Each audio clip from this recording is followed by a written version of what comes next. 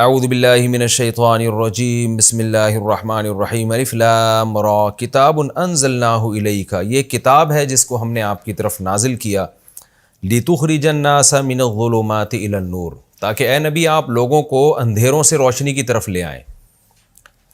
قرآن اسلام کے علاوہ جتنے بھی راستے ہیں نا ان کو اندھیروں سے تعبیر کرتا ہے، اندھیرے سے بھی کیا اور اندھیروں سے بھی۔ اندھیرا کا مطلب ہے جنس کے لحاظ سے تو سب اندھیرے ہیں، اور اندھیروں کا مطلب بہت ساری قسمیں ہیں گمراہیوں کی، لیکن وہ ساری قسمیں مختلف قسم کے اندھیرے ہیں۔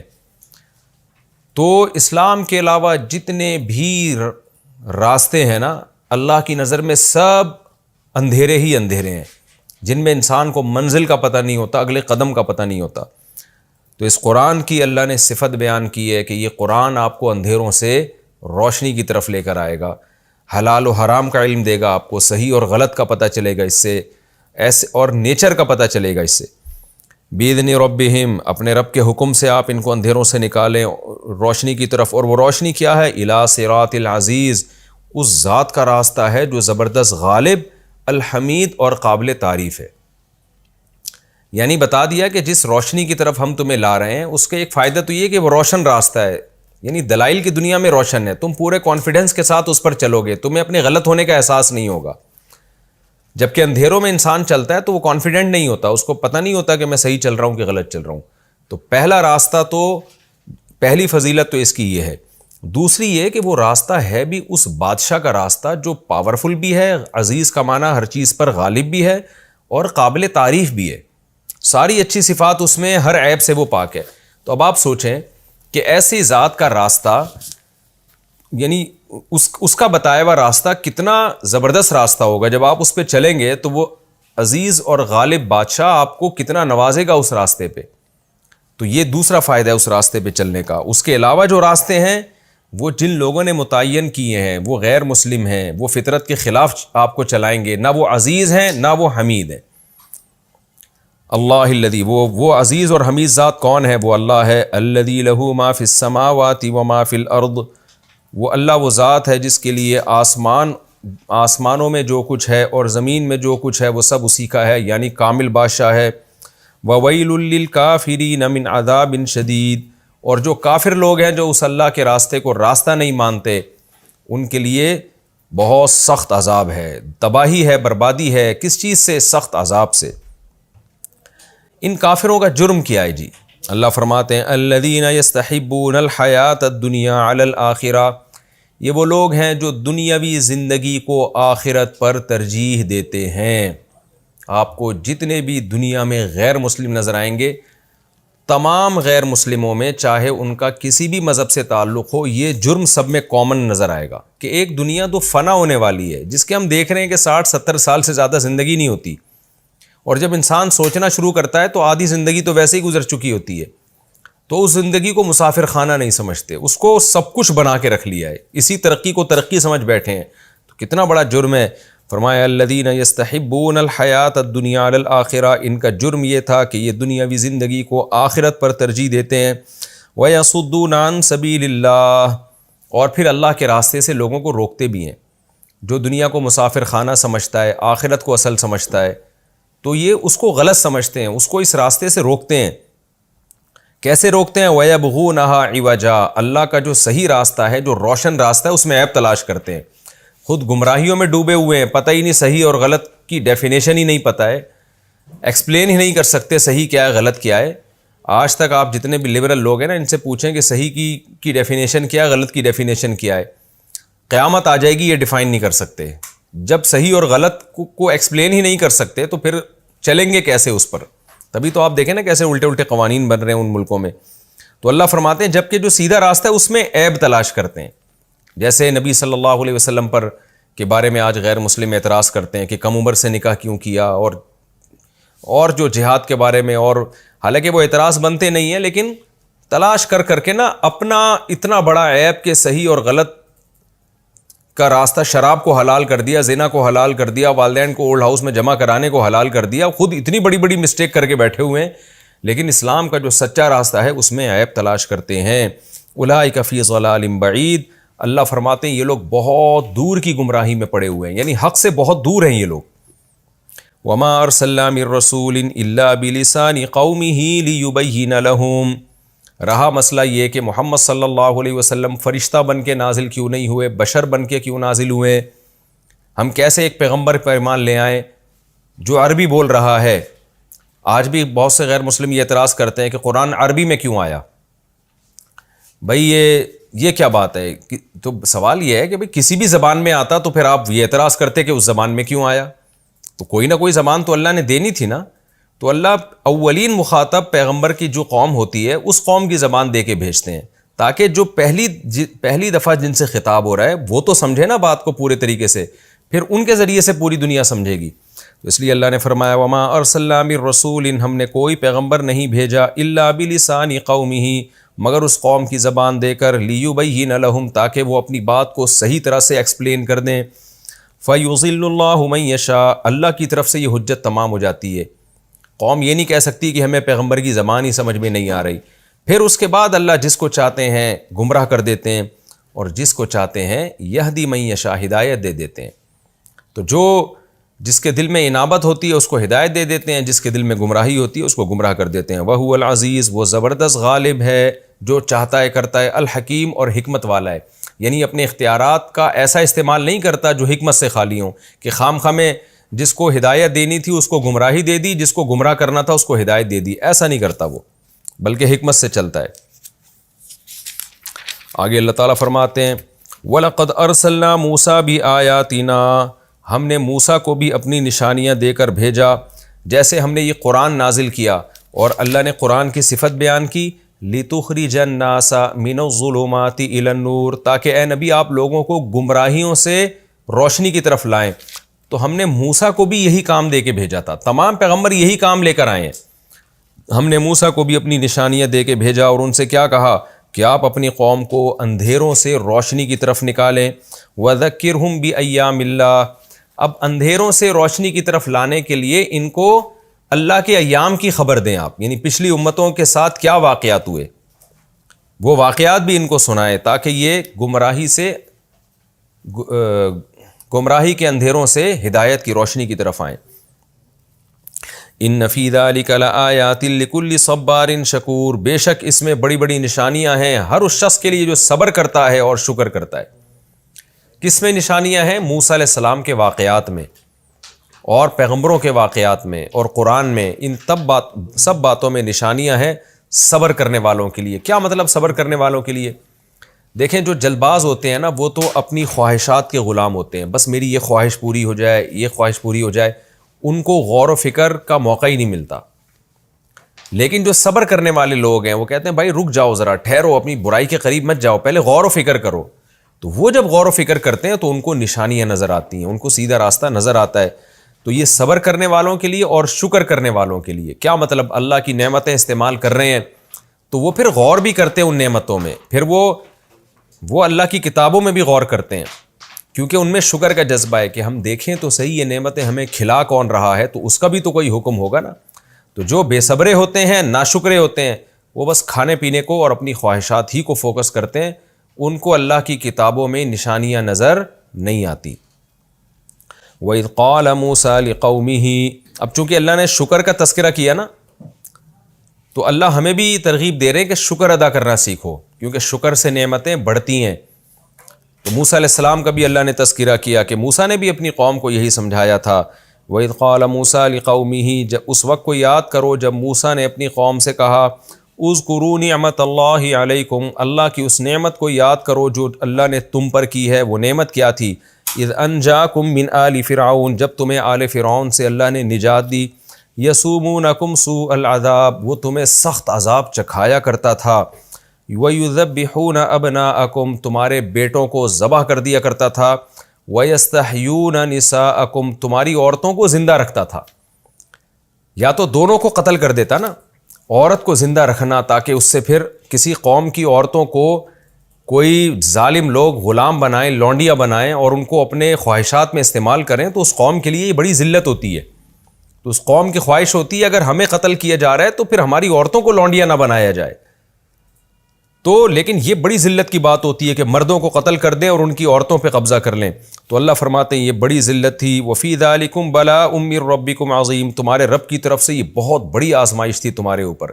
تو ہر آزمائش کی نسبت چونکہ اللہ کی طرف کی جاتی ہے, اگرچہ کام یہ فرعون کر رہا تھا لیکن اللہ نے بھی تو ہونے دیا نا. یہ اللہ چاہتے فرعون کا زبردستی روک دیتے اسی وقت, اس لیے نسبت اللہ کی طرف کہ کام تو فرعون نے کیا مگر یہ آزمائش اللہ کی طرف سے بنی اسرائیل کے لیے آزمائش بن گئی. یہ عذاب اللہ کی طرف سے بنی اسرائیل کے لیے آزمائش بن گیا.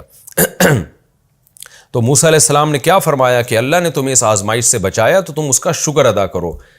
تو شکر ادا کریں گے تو پھر اللہ کی نعمتوں میں غور کا موقع ملے گا اور اللہ کی کتابوں میں غور کا موقع ملے گا. مختصر رکوع تھا یہ, ہمارا رکوع کمپلیٹ ہو گیا اور اس میں چند علمی نکات بھی میں آپ کے سامنے پیش کر دیتا ہوں. پہلی بات تو یہ کہ اللہ نے سورت کو شروع کیا کہ ظلمات سے نور کی طرف قرآن آپ کو نکالے گا. حقیقت یہی ہے کہ آپ اگر قرآن چھوڑ دیتے ہیں, خدا کی قسم آپ کے پاس سیدھا راستہ متعین کرنے کے لیے کوئی لا نہیں ہے, کوئی قانون نہیں ہے, کوئی قوم نہیں ہے جس کے پاس سیدھا راستہ ہو جو آپ کو بتائے صحیح کیا ہے غلط کیا ہے. تو انسان بھٹکتا رہے گا. تو یہ کتنی بڑی حقیقت قرآن نے بیان کی. اور دوسری بات یہ, اس میں اللہ نے دنیا کی محبت کی برائی کو بیان کیا ہے. یستحبون الحیات الدنیا علی الآخرہ. اللہ کی نظر میں یہ بہت بڑا عیب ہے کہ آپ ہمیشہ رہنے والی زندگی پر اس تھوڑی سی زندگی کو ترجیح دیتے ہیں. آج ہمارے جو نام نہاد لبرل لوگ ہیں نا, ان کی نظر میں جنت جہنم کی کوئی ویلیو نہیں ہے. وہ اسی ترقی کو حرف آخر سمجھتے ہیں, دنیا کی ترقی کو. تبھی ان کی نظر میں غریب ہونا ایک بہت بڑی گالی ہے, ایک بہت بڑا عیب ہے. تو جبکہ اسلام میں غریب ہونا کوئی عیب نہیں ہے. ہاں اپنی سستی اور حماقتوں کی وجہ سے کوئی ہو تو ایک الگ بات ہے, ورنہ اللہ کی طرف سے غربت بھی کوئی عیب نہیں ہے, بیماریاں بھی کوئی عیب نہیں ہے. تو یہ ہمیں اپنے کانسیپٹ کو درست کرنا پڑے گا, کیونکہ دنیا میں غلبہ انہی لوگوں کا ہے جو اسلام کو نہیں مانتے. تو انہی کے نظریات سے ہمارا نوجوان طبقہ خاص طور پہ متاثر ہو رہا ہے. تو ہم دنیا کے مقابلے میں ترجیح آخرت کو دیں گے. یہ دنیا مسافر خانہ ہے, اس کو مسافر خانہ ہی سمجھیں گے. اور ایک علمی نقطے کی بات کیا پتہ چلی کہ جو غیر مسلم لوگ ہیں یا اسلام دشمن لوگ ہیں, وہ اسلام میں کجی تلاش کرتے رہیں گے. اپنے بڑے بڑے عیبوں کو چھوڑ کر اسلام کی چھوٹی چھوٹی چیزیں ان کو بہت بڑی بڑی نظر آئیں گی. وَيَبْغُونَهَا عِوَجًا میں اللہ نے یہ بیان کیا. اور ایک اہم بات اللہ نے یہ بیان کی کہ ہم نے جس پیغمبر کو بھیجا اس قوم کی زبان دے کے بھیجا. تو علماء پیغمبروں کے وارث ہوتے ہیں. تو جس قوم میں عالم محنت کر رہے ہیں ان کو اس قوم کی زبان میں مہارت حاصل کرنی چاہیے. ہمارے یہاں کیا ہو رہا ہوتا ہے کہ بعض دفعہ عوام کی زبان ہی واعظ کو پتہ نہیں ہوتی. اتنی گاڑی زبان استعمال ہو رہی ہوتی ہے اردو یا عربی کی کہ وہ پبلک کی سمجھ سے بالاتر ہے. تو اس لیے واعظین کی ذمہ داری ہے کہ جب وہ جس قسم کے طبقے سے بات کر رہے ہیں تو اس طبقے کی زبان اور اس کے لب و لہجے میں بات کریں. ہوتا یہ ہے نا کہ علماء چونکہ کتابیں بڑی اعلیٰ پڑھتے ہیں, عربی سیکھتے ہیں, تو ان کی اصطلاحات اور ٹرمز پھر وہی استعمال کرنا شروع کر دیتے ہیں جو عوام سے کی فہم سے بالاتر ہوتی ہے. آپ نے اکثر ڈاکٹروں کے انٹرویو دیکھے ہوں گے یوٹیوب پر. ڈاکٹر سے کوئی میڈیکل سائنس کی بات اگر آپ پوچھ لیں نا, تو ڈاکٹر جس طرح سے ایکسپلین کرتے ہیں وہ ڈاکٹر ہی کو سمجھ میں آ رہا ہوتا ہے, پبلک کو سمجھ میں نہیں آ رہا. تو یہ کیا کہہ رہے ہیں, وہ فوراً اپنی میڈیکل سائنس کی ٹرم یوز کرنا شروع کر دیتے ہیں. تو میں کبھی کسی ڈاکٹر سے انٹرویو لیتا ہوں تو ان کو بتاتا ہوں کہ آپ نے اپنی میڈیکل سائنس کی جو ٹرمز ہیں ان کو ایک طرف رکھیں, آپ نے دیسی اسٹائل میں بالکل دیسی زبان میں عوام کے لیول پہ آ کے سمجھانا ہے. تو یہی علماء کی بھی ذمہ داری ہے. اس آیت سے پتہ چلتا ہے کہ عوامی زبان سیکھیں. اسی آیت سے بڑے بڑے علماء نے اس دور میں استدلال کیا ہے کہ اب عالم کے لیے ایسی زبان سیکھنا جو دنیا میں سب سے زیادہ بولی جا رہی ہے, وہ بھی اسی آیت سے اس کی بھی فضیلت ثابت ہوتی ہے. اگر آپ بڑی سطح پہ کام کرنا چاہتے ہیں تو آپ کو بڑی زبان سیکھنی پڑے گی. مثال کے طور پر آپ بین الاقوامی سطح پہ بڑا کام کرنا چاہتے ہیں تو آپ کو انگلش میں مہارت پیدا کرنی پڑے گی. آپ بر صغیر میں بڑا کام کرنا چاہتے ہیں تو آپ کو اردو میں مہارت پیدا کرنی پڑے گی. آپ عرب کنٹریز میں کام کرنا چاہتے ہیں تو عربی میں مہارت پیدا کرنی پڑے گی. ہمارے یہاں طلباء جو گاؤں دیہاتوں سے آتے ہیں, اردو پشتو بولنے والے, سندھی بولنے والے, پنجابی بولنے والے, میں ان سے کہتا ہوں کہ آپ کو اگر اس خطے میں کام کرنا ہے تو اردو میں آپ کو مہارت پیدا کرنی ہے. کیونکہ ظاہر ہے سندھی ایک محدود علاقے میں بولی جا رہی ہے, پشتو بھی کافی بڑی زبان ہے لیکن ایک محدود علاقے میں بولی جا رہی ہے, اور پنجابی ایک محدود علاقے میں, بلوچی. اردو ایک ایسی زبان ہے جو بنگلہ دیش میں بھی بہت بڑے خطے میں سمجھی جا رہی ہے, برما میں بھی بہت بڑے علاقے میں سمجھی جا رہی ہے, ہندوستان میں 99% سمجھی جا رہی ہے, اور پاکستان میں 100% سمجھی جا رہی ہے الا ماشاء اللہ. تو ہمیشہ ایک عالم کو، واعظ کو بڑی سے بڑی زبان کی طرف آنا چاہیے تاکہ اس کا پیغام زیادہ سے زیادہ لوگوں تک پہنچ سکے. تو یہ بھی ہمیں اس آیت سے پتہ چلتا ہے. اور اس آیت میں ان فی ذلک لآیات لکل صبار شکور، صبر اور شکر کی بھی فضیلت کے دو ہی چیزیں ہیں. مصیبتوں پہ صبر کرنا ہے، نعمتوں پہ شکر کرنا ہے. دو ہی حالتیں ہوتی ہیں نا انسان کی، یا تو مصیبت میں ہوگا یا خوشیوں میں ہوگا. تو جو مصیبت میں صبر اور خوشیوں میں شکر کرتے ہیں وہی اللہ کی بنائی ہوئی چیزوں سے معرفت حاصل کرتے ہیں. اور جن میں یہ دو چیزیں نہیں ہیں وہ خواہشات کے غلام بنتے ہیں اور مصیبتوں میں جو ہے نا خودکشیوں کے پلان بناتے ہیں اور اللہ کی نافرمانی میں اور زیادہ جری ہونا شروع ہو جاتے ہیں. تو اسی صبر اور شکر کے لیے اللہ تعالیٰ نے بنی اسرائیل کا واقعہ بیان کیا کہ اللہ نے بنی اسرائیل پر مصیبتیں بھی ڈالی جس پہ انہوں نے صبر کیا، اور پھر موسیٰ علیہ السلام کے ذریعے فرعون سے نجات بھی دی جس پر اللہ نے ان سے شکر کا مطالبہ بھی کیا. تو یہ رکوع ہمارا کمپلیٹ ہو گیا. اب ہم اگلے رکوع کی طرف چلتے ہیں. وَإِذْ تَأَذَّنَ رَبُّكُمْ لَئِن شَكَرْتُمْ لَأَزِيدَنَّكُمْ. موسیٰ علیہ السلام نے اپنی قوم سے کیا کہا کہ تمہارے رب نے تمہارے سامنے یہ اظہار کیا ہے، اعلان کیا ہے میرے ذریعے سے، تورات کے ذریعے سے، کہ اگر تم نے شکر کیا. کتنی بڑی نعمتیں اللہ نے بنی اسرائیل پر کی تھی نا، کیسے عذاب سے ان کو نکالا، کیسے فرعون کو غرق کیا ان کی نظروں کے سامنے. اسباب کی دنیا میں بنی اسرائیل کے نجات کی کوئی صورت ممکن نہیں تھی، وہ ظلم کی چکی میں پستے رہتے. کیسا اللہ نے ان کو بچایا. تو اللہ نے کیا اعلان کیا تھا، اگر تم نے شکر کیا لَأَزِيدَنَّكُمْ، میں نعمتوں میں اور اضافہ کروں گا، تمہیں زمین کی خلافت دوں گا، حکومت دوں گا، مادی ترقی بھی دوں گا اور روحانی ترقی بھی دوں گا. اور اللہ نے پہلے سے اعلان کر دیا تھا وَلَئِن كَفَرْتُمْ، اگر تم نے ناشکری کی، ان عذابی لشدید، تو میرا عذاب بہت سخت ہے. تو بنی اسرائیل نے جب شکر کیا اللہ نے ان کو حکومت بھی دی، جب ناشکری کی تو دنیا کے سامنے نتیجہ ہے کہ اللہ نے ان سے روحانی اقتدار چھین کر بنی اسماعیل کے حوالے کر دیا. اور موسیٰ علیہ السلام نے یہ بھی کہا وقال موسیٰ علیہ السلام نے بنی اسرائیل سے کہا تھا ان تکفروا انتم، اگر تم ناشکری کرو گے اور جو لوگ بھی زمین میں ہیں سب کے سب ناشکرے بن جائیں تو کیا ہوگا، فإن اللہ لغنی حمید، اللہ تو غنی ہے، اس کا کوئی نقصان نہیں ہوگا، وہ پہلے بھی قابل تعریف تھا، تمہاری ناشکری کرنے سے اس کی تعریف میں کوئی کمی نہیں آئے گی.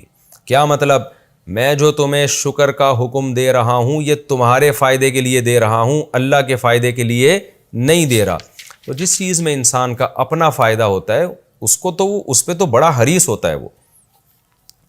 موسیٰ علیہ السلام نے ان کو پچھلی امتوں کے واقعات بھی سنائے، چونکہ پچھلے رکوع میں ہے نا کہ ہم نے موسیٰ سے کہا کہ ذکرہم بایام اللہ.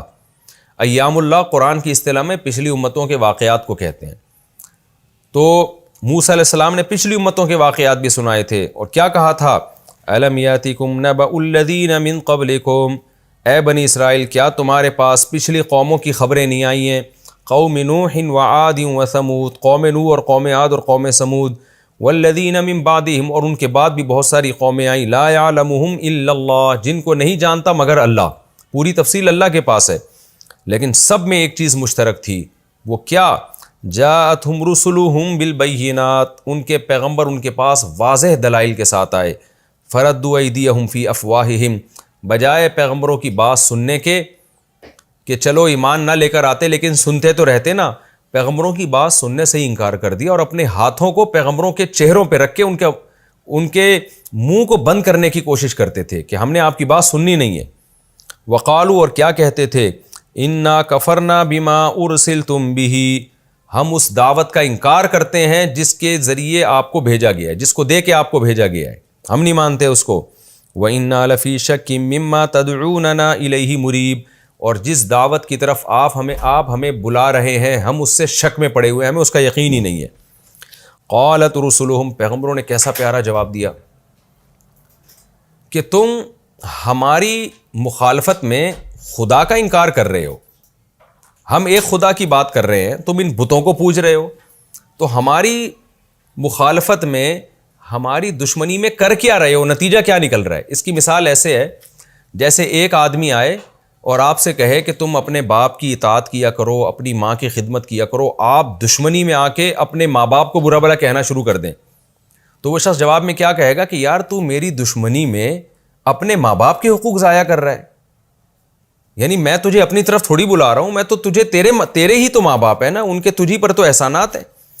تو جو پیغمبر تھے انہوں نے بھی یہی طرز اختیار کیا، انہوں نے کہا فی اللہ شکن، اس خدا میں شک کر رہے ہو، یعنی لیبل تو یہ لگا رہے ہو کہ ہم پیغمبروں کو نہیں مانتے، رزلٹ کیا نکل رہا ہے؟ خدا کے منکر بن رہے ہو تم، تو کیا اس خدا میں تم شک کر رہے ہو؟ فاطر السماوات والارض، جس نے آسمانوں اور زمین کو پیدا کیا، یہ خود بخود تھوڑی بنے ہیں، کوئی تو کریٹر ہے نا جس نے بنایا، تو اتنی بڑی ذات کا تم انکار کر رہے ہو۔ یدعوکم، اور وہ ذات صرف پاورفل نہیں ہے، کریٹر نہیں ہے، بلکہ وہ تمہیں تمہارے فائدے کے لیے دین کی طرف بلا رہا ہے، وہ اللہ، وہ کیوں تمہیں بلا رہا ہے؟ یدعوکم، وہ تمہیں ہمارے ذریعے سے دعوت دے رہا ہے، کیوں؟ لیغفر لکم من ذنوبکم، تاکہ تم سے جو گناہ ہو چکے ہیں وہ معاف کر دے۔ کفر کی حالت میں بڑے بڑے جرائم کرتے آئے ہو، کتنوں نے زنا کیا ہوگا، کتنوں نے چوریاں کی ہوں گی، کتنوں نے دل دکھایا ہوگا، قتل کیے ہوں گے، وہ تمہیں بلا رہا ہے آؤ ایمان لے آؤ، توحید لے آؤ، پچھلا جو شرک کا گناہ ہے وہ بھی معاف کروں گا، سارے گناہ معاف کر دوں گا۔ تو اتنی بڑی آفر اور پیشکش اس کی طرف سے ہے، تو اس خدا کے تم انکار کر رہے ہو۔ وَيُؤَخِّرَكُمْ إِلَىٰ أَجَلٍ مُّسَمًّى، اور تمہیں ایک خاص وقت تک وہ مہلت بھی دینے کے لیے تیار ہے، یعنی عافیت کے ساتھ، اگر تم اس اللہ کی طرف آ جاتے ہو تو وہ عذاب بھی جس عذاب کا وعدہ کیا جا رہا ہے وہ عذاب بھی مؤخر ہو جائے گا، تو ایک خاص وقت تک تمہیں اللہ زندگی بھی دے گا، یہ سارے تمہارے فائدے کی باتیں ہیں، تو اس ذات کا تم کیسے انکار کر رہے ہو؟ لیکن جواب میں کیا کہنے لگے؟ قالوا ان انتم الا بشر مثلنا، نہیں ہو تم مگر ہماری طرح کے انسان۔ کیسے ضدی تھے، دیکھیں ہر دھرم لوگ تھے۔ ایک آدمی کہہ رہے آپ اپنے ابا کی خیال کیا کرو، اپنی ماں کی خدمت کیا کرو، آپ اس کو بجائے اس کی دعوت کو ماننے کے آپ کہہ رہے ہو تو میری طرح کا آدمی ہے، تو بھائی آپ کی طرح کا ہے یا نہیں ہے، بات تو صحیح کر رہا ہے نا۔ تو پھر بجائے اس کے کہ وہ اللہ کی طرف پیغمبر لے کر جا رہے ہیں، وہ کہہ رہے ہیں وہ خدا جو ہے جو تم پر اتنا مہربان ہے، جس نے آسمانوں کو بنایا، ہماری مخالفت میں اس کا انکار کر رہے ہو۔ لیکن ضدی لوگ جواب کیا کہہ رہے ہیں کہ آپ ہماری طرح کے انسان ہو، یعنی پھر وہی بات گھما کے وہیں لے کر آ رہے ہیں، تریدون ان تصدونا، اور پھر نیت پہ بھی شبہ کر رہے ہیں، کہہ رہے ہیں ایک تو آپ ہماری طرح کے انسان ہو، گویا انسان پیغمبر نہیں ہو سکتا، نمبر دو آپ کا بنیادی مقصد کیا ہے؟ آپ ہمیں ہمارے باپ دادا کے دین سے روکنا چاہتے ہو، یعنی آپ کی نیتیں بھی ٹھیک نہیں، ہمارا کلچر چینج کرنے کے لیے آئے ہو، لیبل آپ نے توحید کا اور حق کا لگا دیا، مقصد ہے ہمارا پورا کلچر چینج کر دینا۔ فاتونا بسلطان مبین، لہذا کوئی واضح سلطان دلیل لے کر آؤ، یہاں دلیل سے مراد تھی عقلی دلائل تو دے دیے نا پیغمبروں نے، ایک واضح معجزہ لے کر آؤ۔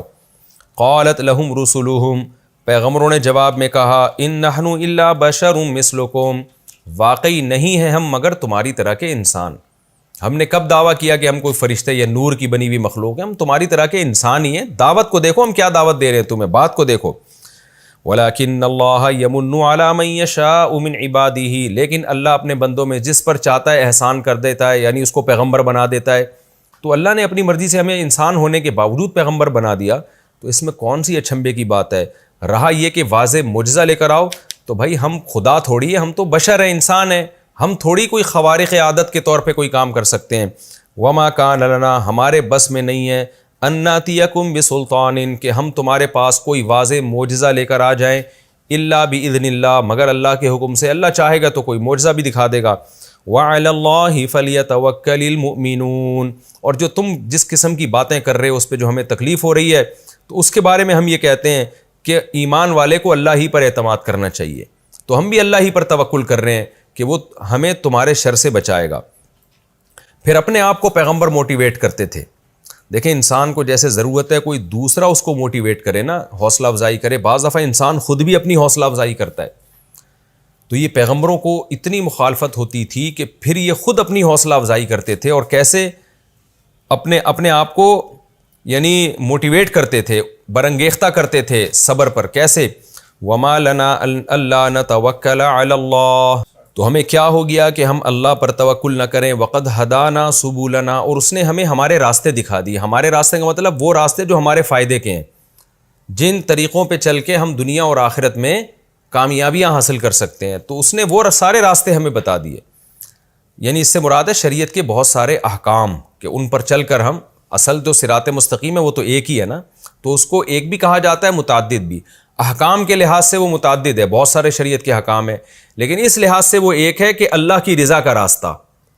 تو اللہ کی رضا کا راستہ، جو بھی اللہ کی رضا کا راستہ ہوگا نا، وہ اس مفہوم کے لحاظ سے ایک ہی ہوگا کہ ہر وہ راستہ جس پہ چل کے اللہ کی رضا حاصل ہوتی ہے، اور اس لحاظ سے وہ متعدد ہے کہ شریعت کے جو احکام ہیں، نماز پڑھو، زکوٰۃ دو، روزہ رکھو، اس لحاظ سے ان کو متعدد کہا گیا. یعنی معنوی اعتبار سے وہ ایک ہی ہے کہ سب کا مقصد یہ ہے کہ اللہ کی رضا حاصل کی جائے، اور تقسیم کے لحاظ سے وہ متعدد راستے ہیں. وقد ہدانا سبلنا، اس نے ہمیں ہمارے راستے یعنی ہمارے فائدے کے راستے بھی دکھا دیے. ولنصبرن علی ما آذیتمونا، اور تم جو ہمیں تکلیفیں پہنچا رہے ہو، تم اگر یہ سمجھتے ہو کہ اس کی وجہ سے ہم دعوت سے پیچھے ہٹ جائیں گے تو یہ تمہاری بھول ہے. ہم ضرور بالضرور صبر کریں گے ان مصیبتوں پہ جو تکلیفیں ہمیں دے رہے ہو. کیوں؟ وعلی اللہ فلیتوکل المتوکلون، کیونکہ توکل کرنے والوں کو چاہیے اللہ ہی پہ توکل کریں. جب اللہ نے ہمارے ذمے ایک ڈیوٹی لگائی ہے تو اب ہم اس کی فکر نہیں کریں گے کہ تم اس کو مانتے ہو یا نہیں مانتے، تم ہم پر طنز کرتے ہو، طعنے دیتے ہو، ان بحثوں میں ہم نہیں پڑیں گے. تو اس کا مقصد یہ تھا کہ پیغمبر ان کو مایوس کرنا چاہتے تھے کہ ہم پیچھے نہیں ہٹیں گے، لہذا تم ہی مان جاؤ، اسی میں تمہاری خیر ہے. یہ ہمارا رکوع بھی الحمدللہ کمپلیٹ ہو گیا. مختصر علمی نکات بیان کر کے میں آگے چلتا ہوں. وَإِذْ تَأَذَّنَ رَبُّكُمْ لَئِن شَكَرْتُمْ، پہلی بات تو شکر کی فضیلت ہمیں پتہ چلی کہ شکر کرنے سے نعمتیں بڑھتی ہیں، ناشکری کرنے سے نعمتیں گھٹتی ہیں. شکر میں یہ بھی ہے کہ آپ نعمت کے وجود کا اعتراف کریں، اس نعمت کو غلط استعمال نہ کریں، ضائع نہ کریں، اور اس کی نسبت اللہ کی طرف کیا کریں، اور وہ نعمتیں استعمال کر کے گناہ نہ کریں، گناہوں سے بچیں. یہ سارے شکر کے تقاضے ہیں. دوسری بات، ہمیں اللہ کا غنی ہونا پتہ چلا کہ شکر کرنے سے ہمارا ہی فائدہ ہے، اللہ کا کوئی فائدہ نہیں ہے. پچھلی امتوں کا ڈھیٹ پنا پتہ چلا کہ پیغمبر جب دعوت دیتے تھے ان کے منہ پہ ہاتھ رکھ کے ان کی بات سننے سے انکار کر دیا کرتے تھے. اور جیسے سورہ نوح میں آتا ہے نا کہ نوح علیہ السلام نے کہا اللہ میں نے جب بھی اپنی قوم کو دین کی دعوت دی تو یہ اپنی کانوں میں انگلیاں ٹھوس لیا کرتے تھے تاکہ دعوت سننے ہی کو نہ ملے. اور ایک بات یہ بھی پتہ چلی کہ جو فاطر السماوات والارض ہے اس میں شک کی گنجائش نہیں ہے. آج جو ملحد لوگ ہیں، ایتھیس لوگ ہیں، وہ خدا کے وجود ہی کے منکر ہیں، تو ان کو بھی آپ یہ آیت کہہ سکتے ہیں افی اللہ شک فاطر السماوات والارض، یار جس نے آسمانوں اور زمینوں کو بنایا اس میں شک کرتے ہو. یعنی اس کی مثال ایسے جیسے کسی میکینک نے کوئی گاڑی بنائی، اب آپ کہیں یہ گاڑی خود بخود بنی ہے تو اگلا کیا کہے گا، یار اس گاڑی کے بنانے والے میں تم شک کرتے ہو، اس کے انکار کر رہے ہو، اتنی عجیب و غریب چیز خود سے کیسے بن گئی. تو یہی انداز پیغمبروں کا ہے کہ گاڑی تو ایک چھوٹی سی چیز ہے، پوری اس کائنات کو سجا دیا جس ذات نے، اس کے وجود کے تم منکر ہو رہے ہو، یہ کیسے بن سکتی ہے خود بخود. تو یہ الحاد اور جو ایتھیس لوگ ہیں ان کے لیے بھی یہ آیت بہت بڑی زبردست آیت ہے، بہت مضبوط دلیل ہے یہ خدا کے وجود پر. اور اس میں ہمیں یہ بھی پتہ چلتا ہے کہ بشریت اور رسالت ایک دوسرے کے منافی نہیں ہے. یہ مضمون قرآن میں متعدد بار ہے. آج بہت سے لوگ کہتے ہیں محمد صلی اللہ علیہ وسلم نور تھے، بشر نہیں تھے. بار بار یہ تانا پیغمبروں کو دیا گیا ہے کہ آپ بشر نہیں ہیں. تو پیغمبروں نے کبھی بھی یہ نہیں کہا کہ ہم بشر نہیں ہیں، ہمیشہ یہ کہا کہ ہم تمہاری طرح کے بشر ہیں. لیکن ایک بشر جس پر اللہ نے احسان کر کے نبی بنا دیا، اور ایک بشر جس کو نبوت نہیں ملتی. تو بشریت، انسان ہونا اور نبوت، یہ دونوں ایک دوسرے کے معارض نہیں ہیں. اور یہ بھی پتہ چلا کہ انہوں نے کہا کہ ہم کوئی معجزہ لا نہیں سکتے جب تک اللہ کا حکم نہ ہو. تو معجزے کا اختیار پیغمبر کے پاس نہیں ہوتا، اللہ کے پاس ہوتا ہے. پیغمبر کو یہ اللہ نے طاقت نہیں دی ہے کہ وہ اسباب سے ہٹ کے کوئی کام کر لے جس کی کوئی لاجک ہی نہ بنتی ہو. یہ طاقتیں اللہ کے پاس ہیں. اور توکل کی بھی فضیلت معلوم ہوئی کہ ہمیں اعتماد کس پہ کرنا ہے، اللہ پر. یہ ہمارا رکوع کمپلیٹ ہوا. آپ کو معلوم ہے اس سے پہلے رکوع میں بھی انبیاء کی بات چل رہی تھی اجمالی طور پر، کسی خاص پیغمبر کا تذکرہ نہیں بلکہ اللہ عمومی تذکرہ کر رہے تھے کہ پیغمبروں، جتنے بھی پیغمبر آئے انہوں نے اپنی قوموں سے یہ بات کہی، قوم نے جواب میں یہ کہا. تو پچھلے رکوع سے اس کا لنک ہے. یہ بات چل رہی تھی کہ پیغمبروں نے کیا کہا کہ بھئی ہم تمہارے سامنے تمہارا فرمائشی معجزہ نہیں لا سکتے، ہم بشر ہیں، اللہ نے ہم پر احسان کر کے پیغمبر بنا دیا، لیکن تم شک کر رہے ہو خدا کی ذات میں، ہم تمہیں اللہ کی طرف بلا رہے ہیں، تم اس کے قائل نہیں ہو کے دے رہے، اور تم جو یہ ہمیں دھمکیاں لگا رہے ہو تو ہم تمہاری مصیبتوں پہ صبر کریں گے، ہم دعوت سے پیچھے ہٹنے والے نہیں ہیں۔ جب یہاں تک بات پہنچی تو گویا پیغمبروں نے ان قوموں کو مایوس کر دیا کہ ہم تو دعوت دیتے رہیں گے اور ہم پیچھے ہٹنے والے نہیں ہیں۔ تو پھر قوم نے سب سے بڑی دھمکی دی۔ وہ دھمکی کیا دی؟ وقال الذین کفروا لرسلہم، کہا کافروں نے اپنے پیغمبروں سے، لنخرجنکم من ارضنا، اگر یہ بات ہے تو ہم تم کو اپنی زمین سے جلا وطن کر دیں گے، یہاں رہنے ہی نہیں دیں گے، یعنی کوئی صورت ہی نہیں رہے گی تبلیغ کی۔ او لتعودن فی ملتنا، یا تم ہماری ملت میں واپس لوٹ آؤ۔ تو دو ہی آپشن ہے تمہارے پاس، یا تو ملک بدر کر دیں گے ہم تمہیں، یا تم ہمارے دین کی طرف واپس لوٹ آؤ۔ جب یہاں تک ان قوموں کی بدماشی پہنچی ہے تو اللہ فرماتے ہیں فَأَوْحَى إِلَيْهِمْ رَبُّهُمْ، پیغمبروں کے رب نے ان پیغمبروں کی طرف وحی کی، لَنُهْلِكَنَّ الظَّالِمِينَ، ہم ضرور بالضرور ظالموں کو ہلاک کر دیں گے، وَلَنُسْكِنَنَّكُمُ الْأَرْضَ، اور اس زمین کا میں ٹھکانہ ہم تم کو دیں گے، من بعدہم، ان کو ہلاک کرنے کے بعد۔ اور یہ صرف تمہارے لیے نہیں ہے، ذالک لمن خاف مقامی، جو بھی میرے پاس کھڑے ہونے سے ڈرتا ہے، جس کو دل میں بھی آخرت کا خوف ہے، وخاف وعید، اور میری وعیدوں سے ڈرتا ہے، تو ان سب کے لیے یہ خوشخبری ہے کہ میں نافرمانوں کو تباہ کروں گا، فرما برداروں کو غالب کروں گا۔ واستفتحوا، ان دھمکیوں کے بعد بھی قوم باز نہ آئی اور انہوں نے فیصلہ جلدی طلب کیا۔ وخاب کل جبار عنید، جس کا نتیجہ کیا نکلا؟ ہر وہ شخص جو جبار اور سرکش تھا وہ خائب و خاسر ہو گیا، اور بالآخر ان قوموں کو اللہ نے تباہ کر دیا۔ اور اس تباہی کے بعد کیا ہے آگے؟ کیا وہ سکون میں آ گئے؟ نا، من ورائہ جہنم، ہر اس جبار اور سرکش کے پیچھے جہنم ہے، جس کا میں عذاب کیا دیا جائے گا، وَيُسْقَى مِن مَّاءٍ صَدِيدٍ، ان کو پیپ پلائی جائے گی، یتجرعہ، جس کو وہ گھونٹ بھر بھر کے پینے کی کوشش کرے گا، ولا یکاد یسیغہ، لیکن اس کو حلق میں اتار نہیں پائے گا اس کی گندی بدبو کی وجہ سے۔ قرآن میں یہ مضمون بھی اور بھی مقامات پر ہے کہ جو زخموں کی پیپ ہوگی نا، وہ اللہ ان جہنمیوں کو پلائیں گے۔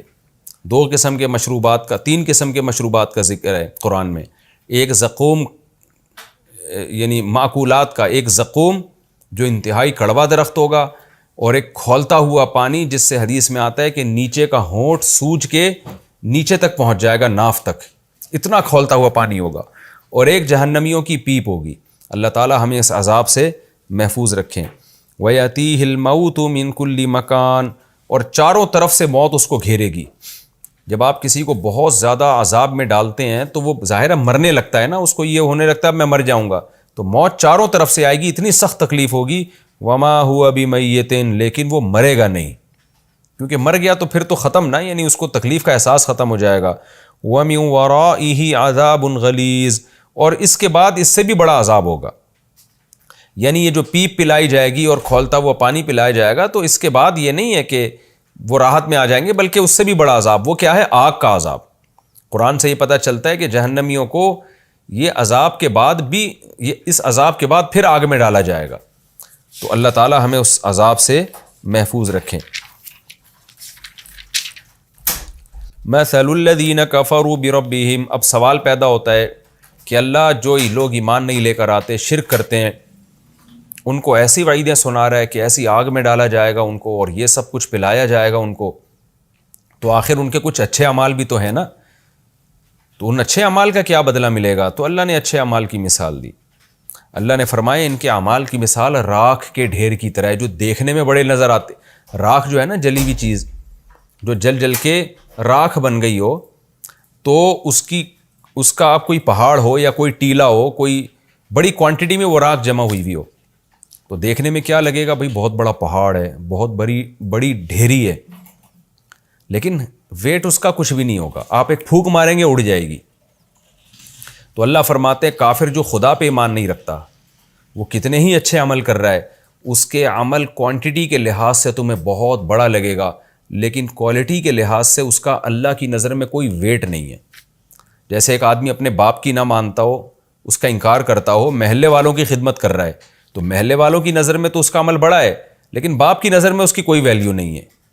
تو جو اللہ کو نہیں مانتے، چونکہ آخرت میں ثواب یا عذاب وہ تو اللہ نے دینا ہے نا. تو جو اللہ ہی کا انکار کر دیں, جو سب سے بڑا محسن, سب سے بڑا خالق, سب سے بڑے احسانات اس کی آیات میں غور ہی نہ کریں, تو کتنے ہی اچھے ہو جائیں اللہ کی نظر میں وہ اچھے نہیں ہیں. تو اس لیے اللہ نے فرمایا کہ کافر اچھا عمل کر ہی نہیں سکتا. اللہ فرماتے ہیں اس کے اچھے عمل کا ہماری نظر میں وزن نہیں ہے.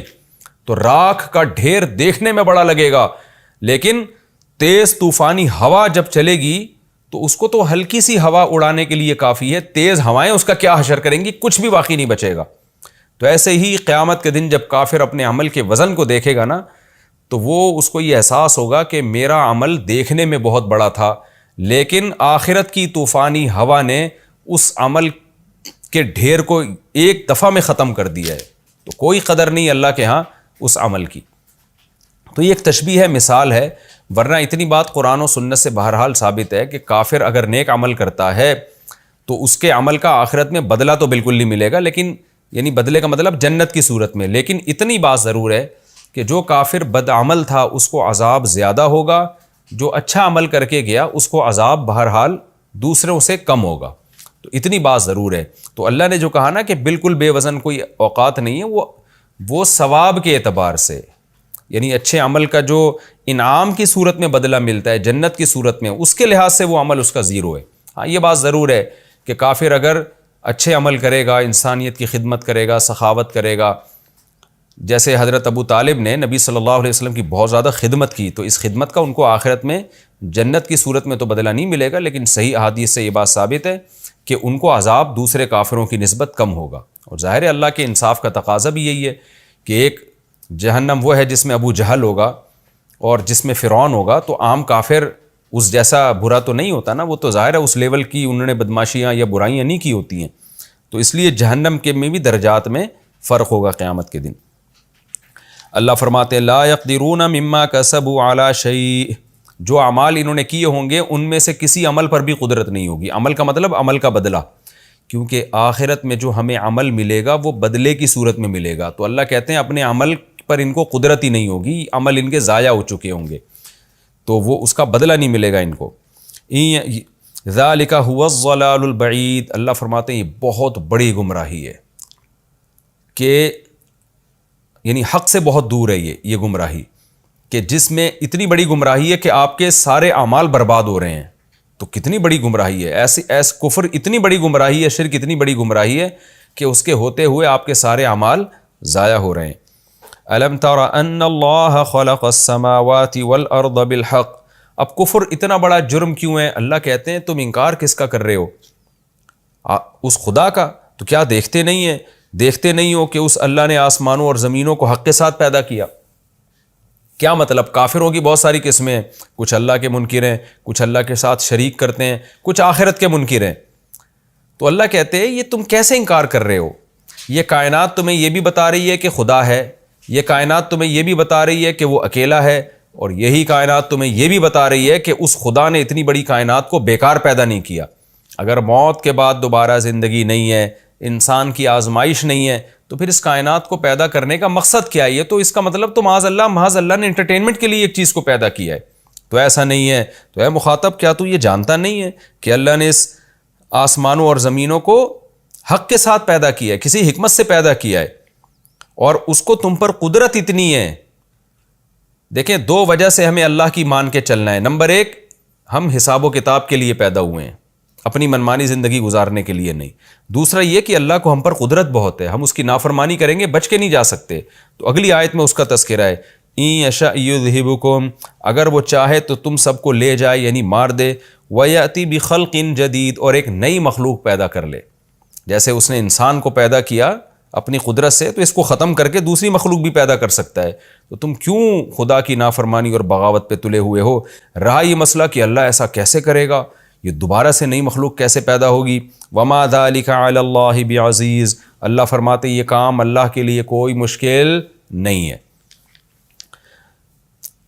لہذا یہ یقین کر لو کہ قیامت آئے گی, کیونکہ اللہ نے اس کائنات کو کسی حکمت کے ساتھ پیدا کیا ہے, آزمائش کے لیے, اور آزمائش جب ہی ہوتی ہے جب آخرت میں حساب و کتاب بھی ہو. وَبَرَزُوا لِلَّهِ جَمِيعًا, اللہ فرماتے ہیں پھر وہ قیامت کا منظر کیا ہوگا؟ یہ سب کے سب لوگ اللہ کے سامنے حساب و کتاب کے لیے حاضر ہو جائیں گے. فقال الضعفاء، سب سے بڑا مقدمہ قوم کے لیڈروں اور ماتحت لوگوں کے درمیان چلے گا۔ غریبوں نے مالداروں کو فالو کیا، ماتحتوں نے اپنے افسروں کو فالو کیا، اور عوام نے اپنے سیاسی لیڈروں کو اور بادشاہوں کو فالو کیا۔ تو اللہ فرماتے ہیں جو جتنے کمزور ماتحت لوگ تھے وہ کہیں گے للذین استکبروا، تکبر والے لوگوں سے کیا کہیں گے؟ انا کنا لکم تبعا، کہ ہم تو تمہارے تابع تھے، ہمارے لیڈر غلط تھے تو ہم نے تو تمہیں فالو کیا ہے نا۔ فہل انتم مغنون عنا من عذاب اللہ من شیء، تو کیا تم اللہ کے عذاب میں سے کچھ بھی عذاب ہم سے دور کر سکتے ہو؟ دنیا میں تو جب ہم پھنستے تھے تو تم ہمیں چھڑوا لیا کرتے تھے، تمہاری وجہ سے ہم دنیا میں کئی دفعہ مصیبت میں آئے ہیں، لیکن تم نے ہماری بیمار پرسی بھی کی، تم نے ہماری فریاد رسی بھی کی، تو اس عذاب میں جو آخرت میں ہے اس میں بھی تو ہم تمہاری وجہ سے آئے ہیں، تو کیا تم ہمیں مصیبت سے بچا سکتے ہو؟ قالوا لو ہدانا اللہ لہدیناکم، تو وہ جواب میں کہیں گے اللہ اگر ہمیں ہدایت دے دیتا تو ہم تمہیں ہدایت دے دیتے، دنیا میں ہم بھی گمراہ تھے تو ہم نے تمہیں بھی گمراہی کے راستے پہ چلایا، سواء علینا، اب چونکہ ہم بھی گمراہ تم بھی گمراہ، تو گمراہ لوگوں کا انجام تو جہنم ہے، لہذا اب ہمارے لیے یہ بات برابر ہے، اجزعنا، کہ ہم جزا و فضا کریں، چیخو پکار کریں جیسے تم کر رہے ہو، ام صبرنا، یا ہم صبر کریں، ما لنا من محیص، ہمارے لیے ہم سب کے لیے اس مصیبت سے نکلنے کا کوئی راستہ نہیں ہے۔ اللہ ہمیں اس عذاب سے محفوظ رکھے۔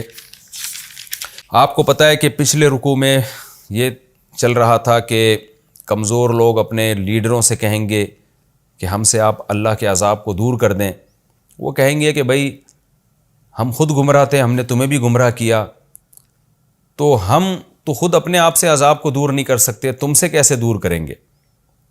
تو پھر لوگ شیطان کو ملامت کرنا شروع کر دیں گے، کیونکہ شیطان بھی آگ میں ہوگا، شیطان کو ملامت کریں گے کہ تیری وجہ سے ہم نے گمراہی کا راستہ اختیار کیا۔ تو شیطان کیا کہے گا؟ وقال الشیطان لما قضی الامر، شیطان کہے گا جب معاملہ چکا دیا جائے گا، جہنمیوں کو جہنم میں بھیج دیا جائے گا، شیطان کہے گا ان اللہ وعدکم وعد الحق، اللہ نے تم سے ایک سچا وعدہ کیا تھا۔ وہ سچا وعدہ کیا تھا؟ تم شیطان کی پیروی مت کرنا، تمہیں جنت ملے گی، اور تم نے شیطان کی پیروی کی تو تم جہنم میں جاؤ گے۔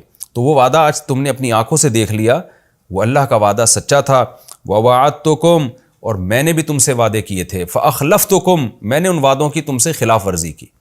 میرے وعدے کیا تھے جو میں لمبی لمبی امیدیں دلاتا تھا کہ ابھی تو بڑی زندگی پڑی ہے، بعد میں توبہ کر لینا، دنیا کی محبت دلوں میں ڈالتا تھا اور یہ دنیا کی زیب و زینت بنا کے دکھاتا تھا۔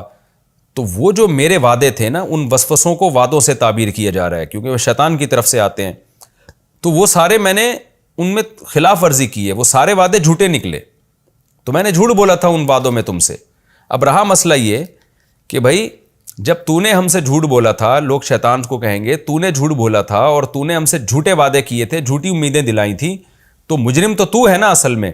شیطان اس کا جواب دے گا وَمَا كَانَ لِيَ عَلَيْكُمْ مِن سُلطان، دیکھو میرے لیے تم پر کوئی زبردستی نہیں تھی، میں تو وسوسے ڈالتا تھا، اس دنیا کو مزین کر کے دکھاتا تھا، گناہ کو مزین کر کے دکھاتا تھا، میں تم سے خدا کی نافرمانی کو زبردستی تھوڑی کراتا تھا۔ تمہارے پاس پیغمبروں کی تعلیمات بھی تو تھی نا، تم آنکھیں کھول کے اس کو فالو کرتے نا، تم میری باتوں میں آئے کیوں؟ کوئی زبردستی تھوڑی کی ہے میں نے تمہیں۔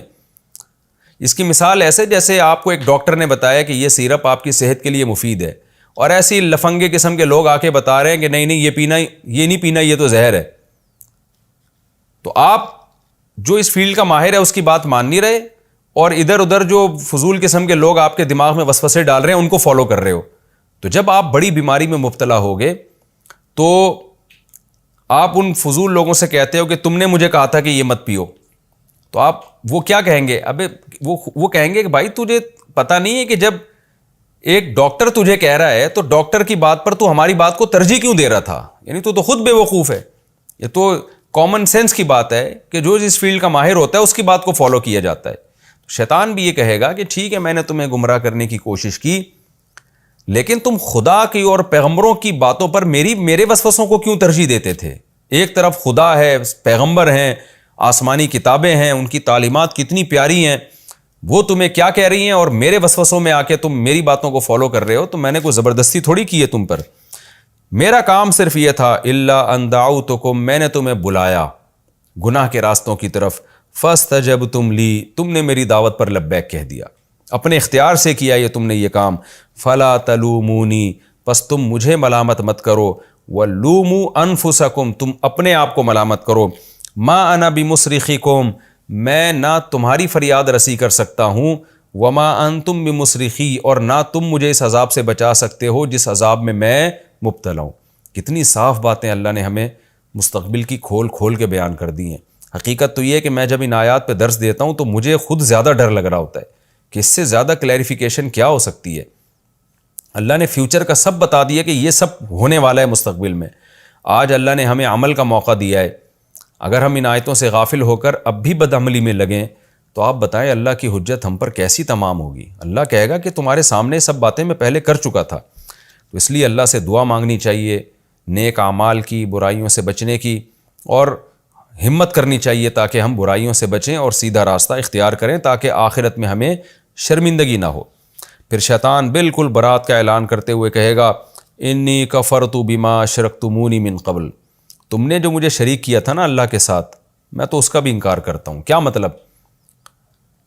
جب ہم کسی کو شریک کرتے ہیں اللہ کے ساتھ، معبود بناتے ہیں، تو اس سے امیدیں لگاتے ہیں نا کہ یہ کل، جیسے مشرکین امیدیں لگاتے تھے کہ یہ معبود کل ہماری مدد کرے گا، تو کل قیامت کے دن وہ معبود ہی کہہ دے کہ میں اس شرک کو مانتا ہی نہیں ہوں، تم غلط کرتے تھے، تو کیا عزت رہ جائے گی آپ بتائیں نا۔ یعنی ایک آدمی نے کسی سے امیدیں لگائیں کہ اس مصیبت میں تو ہماری مدد کرے گا، اور جب مدد کا ٹائم آیا تو وہ آدمی کہتا ہے تم نے امید ہی غلط لگائی تھی، میں مانتا ہی نہیں کہ مجھ سے امید لگانا تمہارے لیے جائز تھا۔ تو یہ بہت ہی ایک شرمندگی کی بات ہوگی۔ تو شیطان بھی کہے گا تم نے جو مجھے خدا کے ساتھ شریک کیا نا، میں اس شرک کو مانتا ہی نہیں۔ کیا مطلب؟ اس کا برحق ہونا مانتا ہی نہیں، وہ تم نے کام ہی غلط کیا تھا، تم غلط تھے، تمہیں مجھے اللہ کے ساتھ شریک کرنا ہی نہیں چاہیے تھا۔ اور اللہ کے ساتھ شریک کا کیا معنی؟ شریک کا یہی معنی ہے کہ جیسے قرآن میں آتا ہے افرأیت من اتخذ الہہ ہواہ، کیا تم نے ایسے شخص کو دیکھا کہ جس نے اپنی خواہشات کو معبود بنا لیا؟ یعنی فالو تو اللہ کو کرنا چاہیے تھا اور فالو خواہشات کو کرنے، تو کوئی خواہشات کو فالو کر رہا ہے، کوئی شیطانی وسوسوں کو فالو کر رہا ہے، تو اس چیز کو شیطان نے شرک سے تعبیر کیا ہے۔ یہ مطلب نہیں کہ شیطان کو باقاعدہ خدا بنا کے اس کے کوئی سجدہ کرتا ہو، ایسے لوگ بھی ہیں لیکن وہ تو بہت تھوڑے ہیں۔ تو یعنی اللہ کے حکم کے مقابلے میں میرے حکم کو تم نے ترجیح دی۔ تو یہ شرک دو قسم کا ہوتا ہے، ایک شرک اکبر ہوتا ہے اور شرک اصغر ہوتا ہے۔ اگر واقعی اس کو معبود بنا لیا تو شرک اکبر ہے، اور اگر معبود تو نہیں بنایا، آپ عملی طور پہ توحید کے قائل ہیں لیکن عملاً شیطان کو فالو کر رہے ہیں، تو یہ شرک اصغر کہلاتا ہے۔ ان الظالمین لہم عذاب علیم، قرآن کہتا ہے بے شک ظالموں کے لیے دردناک عذاب ہے۔ یہ تو اللہ نے ظالموں کا تذکرہ کیا۔ میں نے بتایا قرآن کی عادت ہے جہاں برے لوگوں کا تذکرہ، قرآن نیک لوگوں کے ساتھ کیا ہونے والا ہے اس کا بھی تذکرہ کرتا ہے۔ جہنم جہاں آئے گی وہاں جنت کا بھی اللہ تذکرہ کرے گا۔ اس لیے اللہ نے فرمایا وَأُدْخِلَ الَّذِينَ آمَنُوا وَعَمِلُوا الصَّالِحَاتِ، اور داخل کیے جائیں گے وہ لوگ جنہوں نے نیک اعمال، جو ایمان لائے اور نیک اعمال کیے، یعنی عقیدے کو بھی درست کیا، عمل کو بھی، انہیں داخل کیا جائے گا جنات تجری من تحتها الانہار، ایسے باغات میں جن کے نیچے نہریں بہتی ہیں، خالدین فیہا، ان باغات میں وہ ہمیشہ رہیں گے، اور یہ داخلہ ہوگا بإذن ربہم، اپنے رب کے حکم سے، لہذا اس داخلے سے کوئی روک نہیں سکتا۔ تحیتہم فیہا سلام، جب وہ آپس میں ملیں گے تو ان کا تحیت سلام ہوگا۔ جہنمی آپس میں ملیں گے تو ایک دوسرے پہ لان تان، تیری وجہ سے ایسا ہوا، تیری وجہ سے ایسا ہوا، جبکہ جنتی جب ملاقات کریں گے تو سلام۔ آگے اللہ تعالیٰ نے توحید اور کفر کی مثال کو ایک درخت سے تعبیر کیا ہے، بڑی خوبصورت مثال ہے کہ کلمہ توحید جو ہے نا، کلمہ توحید، اس کی مثال اس درخت کی ہے جس کی جڑیں مضبوط ہوں اور شاخیں آسمان تک پہنچ رہی ہوں، جیسے کھجور کا درخت جس کو شجرہ طیبہ کہا گیا ہے کہ آسانی سے گرایا نہیں جا سکتا اور بڑی بلندیوں تک جاتا ہے اور بہترین پھل دیتا ہے۔ تو اسی طرح کلمہ طیبہ جو ہے نا، کلمہ توحید، جس شخص کے دل میں آئے گا تو اس کی بنیاد مضبوط ہوگی اور وہ بہت بلندیوں تک جائے گا، اور اس کا پھل نیک اعمال کی صورت میں ظاہر ہوگا۔ اور مضبوط بنیاد کا مطلب یہ ہے کہ وہ ڈاماڈول نہیں ہوگا، وہ کانفیڈنس ہوگا اس کو، اور بڑے کانفیڈنس، یعنی کانفیڈنس کے ساتھ وہ اچھے اعمال کرے گا۔ جبکہ شرک جو ہے نا، شرک کیونکہ اس کی کوئی بنیاد تو ہے نہیں، دلیل تو ہوتی نہیں مشرک کے پاس، لہذا اس کی مثال اس خبیث درخت کی ہے جس کو عربی میں ہنزل کہتے ہیں نا، اس کو خبیث درخت کہا جاتا ہے، بہت کڑوا ہوتا ہے وہ، اور صحت کے لیے نقصان دہ بھی ہوتا تھا، اور اس کی جڑیں بہت کمزور ہوتی تھیں، یعنی بالکل اوپر اوپر ہوتی تھیں، ذرا سا ہاتھ لگاتے تھے درخت پورا اکھڑ کے گر جاتا تھا۔ تو اللہ نے فرمایا کہ جو شرک کیا کلمہ ہے نا، اس کی مثال اس خبیث درخت کی طرح ہے، ناپاک درخت کی۔ ناپاک سے مراد یعنی یہ نہیں کہ کپڑوں میں لگ جائے تو کپڑے ناپاک ہو جائیں گے، یعنی نقصان دہ، اس معنی میں اس کو خبیث کہا گیا ہے کہ اس کا ذائقہ بھی برا اور صحت کے لحاظ سے بھی برا، زہر ہے۔ تو وہ کیسے آرام سے آپ دھکا دیں وہ ہل جاتا ہے۔ تو مشرک جو ہے نا، مشرک جو کلمہ شرک اس کے دل میں ہے، یہ بھی کوئی مضبوط بنیاد نہیں ہے۔ لہذا آپ دیکھیں نا، مشرکوں کو ایک جگہ ان کے پاؤں نہیں ہوتے، کبھی کسی چیز کو خدا بنا رہے ہیں، کبھی کسی چیز کو خدا بنا رہے ہیں، کبھی کسی چیز کو خدا بنا رہے ہیں، اور شرک کے نتیجے میں نکل کیا رہا ہے؟ کڑوا درخت۔ تو شرک کے نتیجے میں جو اعمال نکلتے ہیں وہ بھی کڑوے ہوتے ہیں۔ آپ دیکھ لو آج کفر کے نتیجے میں ہومو سیکچولیٹی یہ قانون پاس ہو رہے ہیں، ماں باپ کو اولڈ ہاؤس میں جمع کرانے کے قانون پاس ہو رہے ہیں، رشتہ داری توڑنے کے قانون پاس ہو رہے ہیں، زنا حلال ہو رہا ہے، شراب حلال ہو رہی ہے۔ تو یہ کفر کی شاخیں ہیں۔ یہ اگر آپ کا ایمان مضبوط ہوگا اور کلمہ توحید پر ہوں گے، کیونکہ توحید کا مطلب ایک خدا کو مانتا ہوں، تو پھر آپ اس کی بھی ظاہر مانیں گے، اس کے نتیجے میں سخاوت وجود میں آئے گی، رشتہ داری جوڑنا وجود میں آئے گا، صبر وجود میں آئے گا، شکر وجود میں آئے گا، اور یتیموں پر خرچ کرنا وجود میں آئے گا، بڑھاپے میں بوڑھے ماں باپ کی خدمت کرنا وجود میں آئے گا۔ تو یہ وہ مثال ہے اس پاکیزہ پھلوں کی۔ تو بڑی خوبصورت مثال اللہ نے توحید کی اور شرک کی دی، کہ ایک کی مثال کھجور کے درخت کی طرح ہے جس کی جڑیں مضبوط ہیں، ہلتا نہیں ہے آرام سے۔ توحید پرست آدمی کو بھی اس کی جگہ سے ہٹانا بہت مشکل ہے، لیکن مشرک آدمی ڈاماڈول رہتا ہے، کیونکہ اس کو اگرچہ وہ شرک پر تو قائم رہتا ہے، لیکن اس کی زندگی کسی ایک اصول پر قائم نہیں رہتی، اور کسی اور طرف دلیل آئے گی ادھر جھک جائے گا۔ آپ دیکھیں نا، جو لوگ بھی شرک کرتے ہیں ان کا ایک خدا نہیں ہوتا، ہزاروں خدا ہوتے ہیں، آج اس کو خدا بنایا ہوا ہے، آج اس کو خدا بنایا ہوا ہے۔ ہاں، ضد اور ہر دھرمی کی وجہ سے وہ ایک جگہ قائم رہیں تو ایک الگ بات ہے، لیکن ان کا ضمیر ان کو بار بار ملامت کرتا ہے کہ ہم غلط ہیں، ہم غلط ہیں، لہذا ان میں قرار نہیں ہوتا، اور پھر اتنی کمزور جڑوں کے باوجود جو پھل نکلتا ہے وہ کتنا کڑوا نکلتا ہے۔ تو شرک پر جو اعمال مرتب ہوتے ہیں وہ بہت خطرناک اعمال ہوتے ہیں، اور توحید پر جو اعمال نکلتے ہیں وہ کھجور کے درخت کی طرح۔ اللہ نے مثال بھی دیکھیں کھجور، کیونکہ حدیث میں آتا ہے کہ یہاں شجر طیبہ سے مراد جو ہے نا کھجور کا درخت ہے، تو اللہ نے مثال بھی ایسی دی ہے، کیونکہ کھجور کا جو پھل ہے نا وہ ایسا پاکیزہ پھل ہے کہ ہر لحاظ سے وہ انسانی صحت کے لیے مفید ہے، یعنی وہ ایک مکمل غذا ہے کہ اس میں منرلز بھی آپ کو ملیں گے، اس میں کاربوہائیڈریٹ بھی آپ کو بہترین والا کاربوہائیڈریٹ ملے گا، یعنی وہ ذائقے کے لحاظ سے بھی اور طاقت کے لحاظ سے بھی ایک جامع قسم کا اللہ نے پھل پیدا کیا ہے۔ تو اس لیے اس کی اللہ نے ایک مثال دی۔ اللہ فرماتے الم تر کیف ضرب اللہ مثلا کلمۃ طیبۃ، کیا تم دیکھتے نہیں ہو اللہ کلمہ طیبہ یعنی لا الہ الا اللہ، کلمہ توحید کی مثال دیتا ہے، کشجرۃ طیبۃ، کہ وہ ایک پاکیزہ درخت کی طرح ہے، اصلھا ثابت، جس کی جڑیں مضبوط ہیں۔ تو کلمہ طیبہ جو ہے نا توحید، اس کی بیس یہ بھی بڑی مضبوط ہے، کیونکہ دلائل ہے نا اس پہ، تو جو چیز دلیل سے ثابت ہوتی ہے وہ مومن کے دل میں بہت مضبوط مقام بنا لیتی ہے۔ اور اللہ نے فرمایا وفرعھا فی السماء، اور اس کی شاخیں آسمانوں میں۔ تو کلمہ توحید کی بیس پر جو عمل ہے وہ اوپر کی طرف جاتے بھی ہیں، یعنی اللہ کے ہاں ان کو مقبولیت بھی حاصل ہوتی ہے، اور وہ ایسے پھیلتے بھی ہیں، اور نکلتا کیا ہے؟ کھجور جیسا پاکیزہ پھل۔ تو یعنی ان پہ جو اعمال مرتب ہوتے ہیں اس کلمہ توحید پر، وہ اعمال بھی بہت اچھے اور اعمال بھی بہت زیادہ ہوتے ہیں۔ کیوں؟ توتی اکولھا کل حین، ہر دفعہ وہ درخت پھل دیتا ہے۔ تو مومن جو ہے نا، جو توحید پرست ہوتا ہے، اس کی نیکی اور اس کے اچھے اعمال بھی بار بار اس کے جسم سے نکلتے ہیں، بِإِذْنِ رَبِّهَا، اپنے رب کے حکم سے۔ وَيَضْرِبُ اللَّهُ الْأَمْثَالَ لِلنَّاسِ، اللہ یہ مثالیں لوگوں کے لیے بیان کرتا ہے، لَعَلَّهُمْ يَتَذَكَّرُونَ، شاید ان کو نصیحت حاصل ہو جائے کہ توحید پرست بننا چاہتے ہو یا مشرک بننا چاہتے ہو، تو توحید پرستوں سے یہ چیزیں، یہ اعمال نکلتے ہیں، اور مشرکوں سے کیا توہم پرستی نکلتی ہے۔ وَمَثَلُ كَلِمَةٍ خَبِيثَةٍ، اور خبیث کلمہ جس کو حنظل کا درخت کہا جاتا ہے، کڑوا، اس کی مثال، کلمہ خبیث سے مراد شرکیہ کلمہ، جو اس میں تمام قسم کے شرکیہ کلمات آ گئے، ان کی مثال ہے کشجرۃ خبیثۃ، اس خبیث درخت کی طرح ہے، اجتثت من فوق الارض، جس کو اکھاڑ دیا جائے اوپر ہی سے، کوئی گڑھا کھودنے کی بھی ضرورت نہیں ہے، کوئی بھی اس سے ٹکرا جائے تو وہ اکھڑ کے گر جاتا ہے نیچے، ما لہا من قرار، جس کو کوئی قرار سرے سے ہے ہی نہیں۔ یثبت اللہ الذین آمنوا، اللہ ثابت قدم رکھتا ہے ایمان والوں کو، بالقول الثابت، اس قول کے ذریعے جس کی جڑیں مضبوط ہیں، یعنی کلمہ توحید لا الہ الا اللہ، اس قول کے ذریعے اللہ مومنین کو ثابت قدم رکھتا ہے، فی الحیات الدنیا، دنیا میں بھی، و فی الآخرہ، اور آخرت میں بھی۔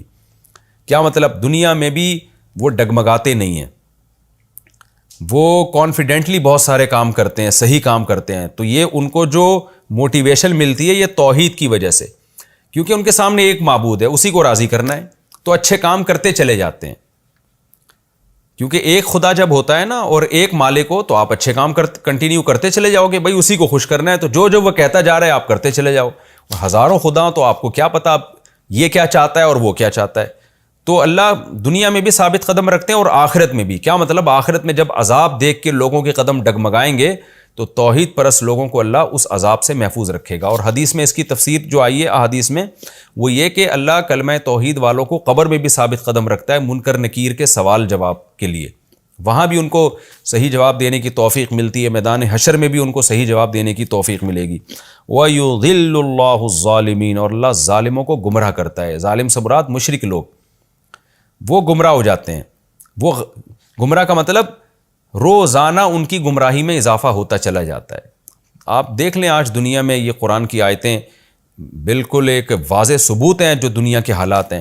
عقل پرست لوگ جو توحید کو نہیں مانتے، اسلام کو نہیں مانتے، کیسے کیسے قوانین پاس کر رہے ہیں، ان کی گمراہی میں روز بروز اضافہ ہوتا چلا جا رہا ہے۔ وَيَفْعَلُ اللَّهُ مَا يَشَاءُ، اللہ جو چاہتا ہے کر گزرتا ہے۔ تو اللہ کی یہ قدرت ہے کہ توحید پرستوں کو ثابت قدم رکھتا ہے اور شرک کرنے والوں کو اللہ گمراہی کی طرف لے جاتا ہے۔ یہ بھی ہمارا رکوع الحمدللہ کمپلیٹ ہو گیا۔ اس رکوع میں اللہ تعالیٰ نے ہمیں شیطان کے بارے میں کہ شیطان ٹھیک ہے انسان کو گمراہ کرتا ہے لیکن زبردستی نہیں کر سکتا شیطان، تو آخرت میں تم شیطان کو ملامت کرو گے اور شیطان تمہارا مذاق اڑائے گا، وہ کہے گا میں نے تم پر کوئی زبردستی تھوڑی کی ہے، اللہ نے تمہیں بلایا، اس کی دعوت تم نے سنی نہیں، میں نے بلایا تم میری دعوت پر لبیک کہہ کے آ گئے۔ اور یہ ایمان والوں کے لیے جنت کا تذکرہ اللہ نے کیا اور کلمہ طیبہ کی مثال شجرہ طیبہ سے دی، اور شرک کی عقیدے کی مثال شجرہ خبیثہ سے دی۔ آپ کو پتہ ہے پچھلے رکوع میں اللہ نے کلمہ توحید کی مثال دی تھی کھجور کے درخت سے، اور جو شرک کا عقیدہ ہے، شرکیہ کلمہ ہے، اس کی مثال اللہ نے دی تھی حنظلہ کے درخت سے، حنظل کے درخت سے، ایک کڑوے درخت سے۔ تو اب اللہ تعالیٰ فرماتے ہیں کہ دیکھو عقل مندی کی بات بھی ہے، ایمان اور توحید یہ اللہ کی نعمت ہے۔ جب آپ اللہ کی اس نعمت پر عمل کرتے ہو، توحید کا عقیدہ رکھتے ہو، ایک خدا کو مانتے ہو، تو دنیا کی برکتیں بھی ملتی ہیں، آخرت کی بھی۔ دنیا میں سکون ملتا ہے انسان کو، حلال و حرام کا پتہ چلتا ہے، ایک ذات کے حوالے اپنے آپ کو کر دیتا ہے۔ تو یہ اللہ کی بہت بڑی انسانوں پر نعمت ہے۔ اور ایک ہے شرک، کبھی اس کو معبود کبھی اس کو معبود، اور کسی کے برحق ہونے کی کوئی دلیل بھی نہ ہو۔ تو اللہ جب توحید کا عقیدہ تمہیں دے رہے ہیں تو کس قدر بے وقوفی کی بات ہے کہ اتنا بڑا گفٹ لے کے آپ اسی گندگی کی طرف آپ جائیں۔ تو اس کو اللہ نے ان آیتوں میں اس طرح سے بیان فرمایا، الم تر الی الذین بدلوا نعمت اللہ کفرا، اے مخاطب کیا تو نے یہ عجیب منظر بھی دیکھا ہے، ان لوگوں کو بھی دیکھا جو کفر کو لے لیتے ہیں اللہ کی نعمت کو چھوڑ کر، یعنی اسلام کو چھوڑ کر، ایمان کو چھوڑ کر گمراہی کے راستے کو لے لیتے ہیں، کیسے بے وقوف اور عجیب لوگ ہیں۔ اور پھر یہ جو کرتے کیا ہیں، یہ دنیا میں تو تباہ ہوتے ہیں، آخرت میں کیا انجام ہوتا ہے، احلوا قومہم، اگر یہ قوم کے لیڈر ہوں، قوم کے بڑے ہوں، تو پھر یہ اس جرم میں اپنا بھی نقصان کرتے ہیں اور اپنی قوم کو بھی ہلاکت کے گھر کی طرف اتار دیتے ہیں، آخرت میں جہنم میں لے جانے کا ذریعہ بنتے ہیں۔ وہ ہلاکت کا گھر کیا ہے، جہنم یصلونہا، جس میں یہ خود بھی داخل ہوں گے، وبئس القرار، اور کیسا ہی برا ٹھکانہ ہے۔